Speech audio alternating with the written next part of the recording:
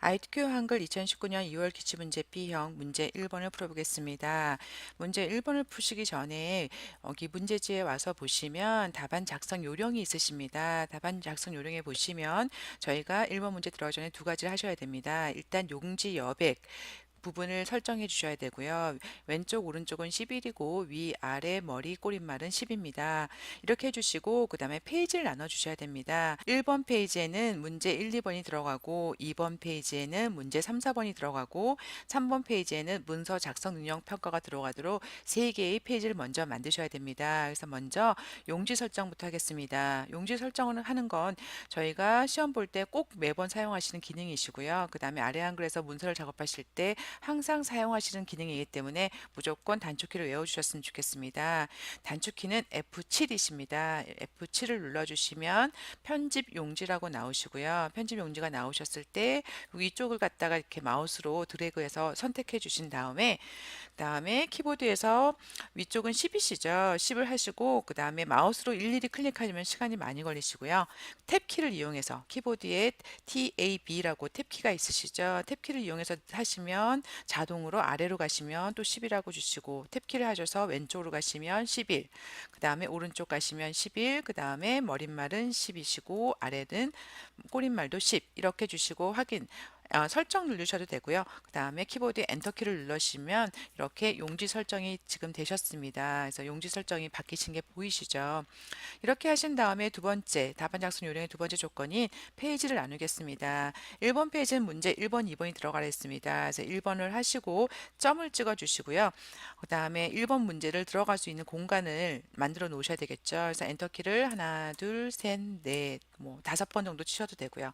4번, 5번 치신 다음에 2번 하시고 점 클릭하신 다음에 엔터를 하나, 둘, 셋, 넷, 5 이렇게 치시면 1번, 2번 공간이 만들어졌습니다.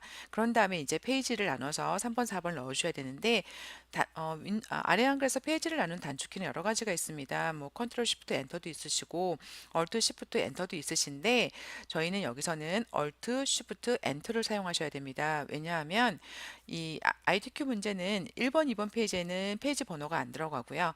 문제에서 3번 페이지에만 페이지 번호를 넣으라고 했습니다. 그래서 페이지 번호를 3번 페이지만 들어가게끔 하려면 페이지마다 어떤 구역이 나눠지셔야지 3번에서 페이지 넣기를 했을 때 1, 2번엔 생기지 않습니다. 그렇기 때문에 페이지 여기 1번, 2번 만들어 주시고 페이지를 나누실 때는 Alt, Shift, Enter를 하시면 이렇게 지금 1번 페이지, 2번 페이지 나눠지신 거 보이시죠? 그런 다음에 3번 점 해주시고 하나, 둘, 셋, 넷, 5 하셔도 되고 4번 하셔도 되고 4번 점 하신 다음에 하나, 둘, 셋, 넷, 5 하신 다음에 또 역시 3번 페이지에 문서 작성 능력 평가 문제가 들어가는 3번 페이지는 Alt, Shift, Enter를 주시면 이렇게 페이지가 3개가 생겼습니다. 그래서 3번 페이지 오셔서도 엔터를 한 2번 해주시면 나중에 제목을 들어가고 본문 쓰기가 훨씬 편리하십니다. 그러면 저희가 답안 작성 요령에서 요구하는 두 가지 조건 그다음에 용지 여백과 페이지 설정을 하셨고요. 그 다음에 문제 1번에 들어가서 문제 1번을 보겠습니다. 문제 1번은 어떤 이렇게 영문 두 줄이랑 그 다음에 한글 두 줄을 치신 다음에 스타일을 적용하시는 겁니다. 근데 가서 이렇게 타자를 치실 때 중요하신 건 영문을 치시고 여기 사이에 공간이 있다고 엔터 한 줄로 넣으시면 안 되고요. 그냥 연달아서 이렇게 타자를 먼저 쳐주겠습니다. 이렇게 영문과 한글을 두 줄씩 이어서 입력하신 다음에 이렇게 입력하신 내용을 모두 다 선택을 하시고요.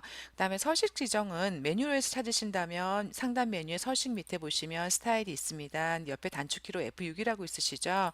저희가 자주 사용하시는 기능이기 때문에 이렇게 스타일을 잡으신 다음에 F6 단축키를 눌러서 들어오시면 스타일 지정창에 들어오실 수 있습니다. 자, 기존의 스타일들이 있으신데 문제지에서는 로봇이라고 하는 이름으로 새로운 스타일을 만들어 주라고 했습니다. 그렇기 때문에 여기 스타일 창에서 플러스 버튼을 누르시고 스타일의 이름을 갖다가 로봇이라고 이렇게 넣어 주시고 그런 다음에 문단 모양을 주시는데 문단 모양 을 주시는데 문단 모양은 왼쪽은 15, 문단 아래는 10을 주라고 했습니다. 그래서 왼쪽은 15를 주시고요. 그다음에 문단 아래는 10을 주시고 이렇게 해서 설정을 눌러 주시면 문단 모양 설정은 되셨고 글자 모양을 설정을 주시는데 글자 모양 설정은 보시면 한글하고 설체 지정, 영문의 설체 지정과 장평, 크기, 자간을 주라고 했습니다. 그럼 글자 모양을 클릭하셨고요. 먼저 서체 지정은 나중에 하시고요. 영문과 한글의 공통에 해당하는 크기가 10 맞죠? 그 다음에 장평, 그 다음에 95라고 주시고요. 자간을 갖다가 5라고 이렇게 주신 다음에 크기와 장평, 자간을 먼저 주시고 그 다음에 한글은 선택하셔서 여기 자판에 디귿을 클릭하면 도둔체 나오시죠? 라고 해주시고 그 다음에 영문은 선택하셔서 굴림이라고 해주시면 굴림체를 넣어주시고 이렇게 영문 한글을 선택해 주신 다음에 설정을 눌러주시면 한글 글자 모양 설정이 되셨습니다. 그러고 나서 로봇이라는 이름으로 로봇이라는 이름의 스타일이 문단과 글자만 설정이 다 되셨으면 추가 버튼을 클릭해 주시면 스타일 목록에 로봇이 생기셨고요. 이 로봇을 클릭하면 그 스타일에 대한 속성이 옆에 나오십니다. 그래서 보시면 장평, 자간, 크기가 맞는지 확인하시고 글꼴은 저희가 두 가지이기 때문에 물음표가 나오시죠. 그 다음에 설정을 눌러주시면 까맣게 선택되어 있는 부분에 지금 저희가 만든 로봇이라고 하는 스타일이 적용되어서 문단 아래가 10이 적용되었고요. 그 다음에 그 서체와 영문 서체와 한글 서체가 다 적용이 되었습니다. 이렇게 해서 이렇게 하시면 1번 문제가 완성이 되었습니다.